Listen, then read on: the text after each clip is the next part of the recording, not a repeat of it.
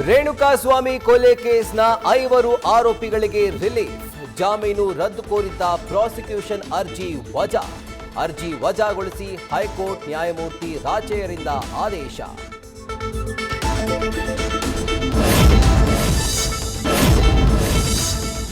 ಗೋಕಾಕ್ನಲ್ಲಿ ಹಣದ ವಿಚಾರಕ್ಕಾಗಿ 2 ಕುಟುಂಬಗಳ ಮಧ್ಯೆ ಗಲಾಟೆ. ಸಿವಿಲ್ ವ್ಯಾಜ್ಯ ಇರೋದ್ರಿಂದ ಸರ್ಕಾರಕ್ಕೆ ನಾವು ಪತ್ರ ಬರೀತೇವೆ.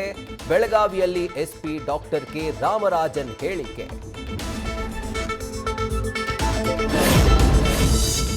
ದಾವಣಗೆರೆಯಲ್ಲಿ 41 ವರ್ಷದ ಮಹಿಳೆ ಮೇಲೆ ಗ್ಯಾಂಗ್ ರೇಪ್ ಕೇಸ್. 9 ಆರೋಪಿಗಳಿಗೆ 14 ದಿನಗಳ ನ್ಯಾಯಾಂಗ ಬಂಧನ. ಜಿಲ್ಲಾ ಸತ್ರ ನ್ಯಾಯಾಲಯದಿಂದ ಆದೇಶ. ಬಾಲಾಪರಾಧಿ ರಿಮ್ಯಾಂಡ್ ಹೋಮ್ಗೆ ಶಿಫ್ಟ್.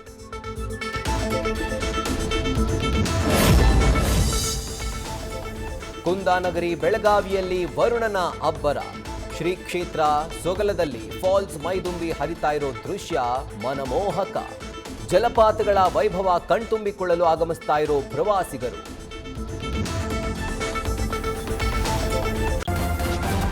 ನ್ಯೂಸ್ ಫಸ್ಟ್ ನಿರ್ಭೀತಿಯಿಂದ ನಿಮ್ಮ ಪರವಾಗಿ.